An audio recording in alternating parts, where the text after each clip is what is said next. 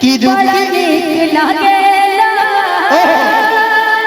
बाहर माइक मुझे के बोलिया कौन बलम जी के वो बलम जी के यही बलम जी के कि हमनी के अभी वो लाइक के लोग नहीं खा ठीक बात नहीं बोल ना हमरे लाया माने 2-4 गो और गाड़ी खरीदे के पड़ी तब वो लाइक लगता गाड़ी से ना काम चलाए सब कुछ धन दौलत ना होला ना तो ताकत रिपाइटर के गोली खाई ये हमारा अपना पर्सनल ख्वाब है उसको देख ले दीजिए। अच्छा ठीक है कि बड़ा नीक लागेला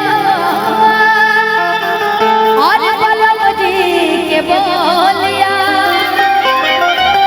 कि जब से ले आइल बाड़ा अपन घरे डोली हो बन के हमरा जिंदगी क्या है भैया कि बन के हमरा जिंदगी में आई अजर बारू अनहरिया के चांद यस मारा मारी हो जाए मत मारा मारी हो जाए मारियो मारा मारी लग जाए वो भाई हैं अपने मित्र हैं हेलो लेकिन आप भी हमारी प्यारी हैं मित्र हैं लेकिन आप देखिए छोटा भाई आप देवरा उठ की गोरी हो ठीक न कोई लुकाम गड़बड़ा दे हलो हां हमारी भैया गई हां वाह आई वाह ठीक ठीक ठीक ठीक की गोरी हो ठीक न कोई लुकाम गड़बड़ा दे हलो आए कहीं नाट पा तू पैसा लगा दे हलो ए कहीं नाट पा तू पैसा लगा दे ठीक न कोई लुकाम गड़बड़ा दे हलो गोरी हो ठीक न कोई लुकाम गड़बड़ा ए कहीं नाट पा तू पैसा लगा दे हलो ए कहीं नाट पा तू ए भैया हमें तो लूट लिया मिलके हुस्न वालों ने हमें तो लूट लिया मिलके हुस्न वालों ने गोरे गोरे गालों ने काले काले बालों ने गोरे गोरे गालों ने काले काले बालों ने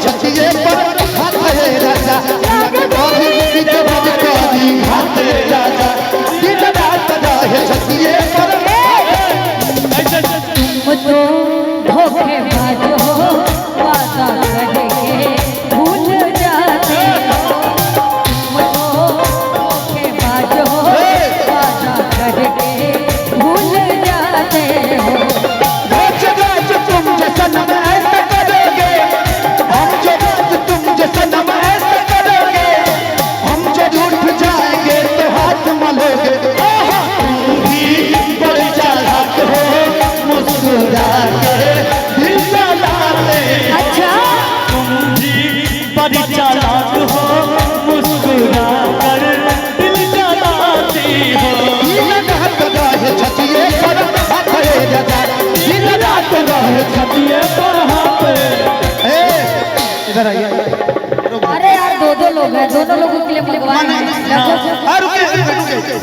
हमारे खातिर तो हरा के अच्छा ये बात बा सही दुनिया में भेजबले बाबा कि हमारे खातिर दोहरा के दुनिया में भेजवले बड़े हैं कि भगवान बड़ी फुर्सत सीरियस भैया हे ज्योति के बनौले बड़े लेकिन धनंजय भैया ज्योति से ज्योति जगाते चलो प्रेम की गंगा बहाते चलो प्रेम की गंगा बहाते चलो ज्योति से ज्योति जगाते चलो ज्योति से ज्योति जगाते चलो प्रेम की गंगा बहाते चलो प्रेम की गंगा बहाते चलो लेकिन आपके लिए हाँ इधर देखिए कि होठवा तोहार जैसे हरी धोरी के गिरनिया। हाँ रुक जाए कि अखिया में प्यार के तनी देख के बिल्कुल कैसा ठीक हिला ना हो। ए भावे ई सब भावे लगी है सर। इतना हम लूज ना नहीं ए ई सब लोग भावे लगी। हाँ भसुर भाव से ससुर चाव से कि होठवा तोहार जैसे भर के गिरनिया अखिया में प्यार के समाइल बा दुनिया।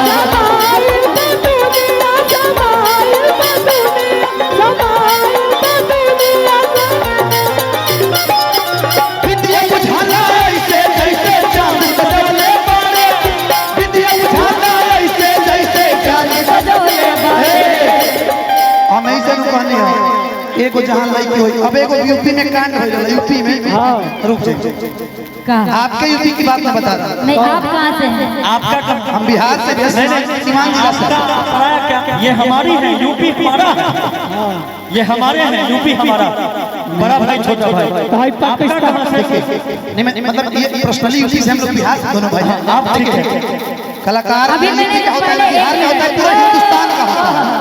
अभी जब मैंने पहले गाया गाना, मैंने कहा यूपी और बिहार का बहुत बड़ा संबंध है। बिल्कुल ठीक है, तो यूपी बिहार कह के बांटिए मत। हम कलाकार हैं, हमको जहाँ से प्यार मिलेगा हम हर जगह, हम पूरे हिंदुस्तान के हैं। यूपी बिहार को मत बांटिए, भले इनको हमारे तरफ बांट दीजिए, कोई दिक्कत नहीं। कतना के बटवाए ए ब्याजी आओ देखा कितना निमन बाड़ी। आओ देखा ए धनंजय भैया बांटे के बाद भाई पाकिस्तान के से कुछ ना हो। सीरियस भैया ताकि कोई से कुछ ना हो। जब ले गई ना एक गोरी मन कुछ ना हो। जब ले गई ना एक गोरी मन कुछ ना हो। जब ले गई ना एक गोरी मन कुछ ना हो। ताकि कोई से कुछ ना हो। ताकि कोई से कुछ अरे सीरियस भैया बांटे के बाद तहन के खाली में भेज हाँ भेज एक खाली भेज देखी क्या लोग बांट लेता। सुबह तक मिली है तब देखी कितना सुंदर हो कौन सा बतारी। अब पूरा पांग लागल बा कि बिंदिया बुझाना ऐसे जैसे हरी चांद सजवले बारे। जियो चांद जियो चांद बड़ा चांद ये सुहाने पर ना सुने ना ये मुलाकातें चांद चांद न भूले। चांदनी चांद से होती है सितारों से नहीं। धनंजय जी आपके लिए कि चांदनी चांद से होती है सितारों से नहीं। मोहब्बत एक से होती है हजारों से नहीं। लेकिन सुनिएगा कि चांदनी अगर चांद से होती तो सितारों का क्या होता? क्या होता चांदनी अगर चांद से होती तो सितारों का क्या होता? क्या होता? मोहब्बत अगर एक से होती तो हजारों का क्या होता? बाहर से ये चांद लेकिन हम लोग घर में उगो ना उगो उगो उगला के बाद दिक्कत अनहरिया में उगो ना। लेकिन कहे के बाद कि गोरी हो गड़बड़ा जाए कि बाटे का मशीन रे जवान। लेकिन ना हो आई ना कि जो के इहे बात अरे सीवेस के डाला मार। अच्छा काहे ना पूछलू ये ज्योति का नाम। अब भाई सब कुछ पूछवा भैया जो के इहे बात के डाला मार। काहे ना पूछला से सकरा नाम। काहे के पूछे लनु पे अरे यार अब तू ही जमाना ई पानी सर से पार भइल राजा।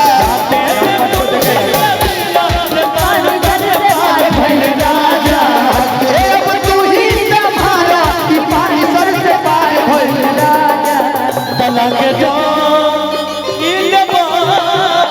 लग गरी दे बदकारी घाट रे राजा। दिन रात रहे छतिए पर हाथ रे राजा। लग गरी दे बदकारी घाट रे राजा। दिन रात रहे छतिए पर हाथ रे राजा। लग गरी दे बदकारी घाट रे राजा। दिन रात रहे छतिए पर हाथ रे राजा।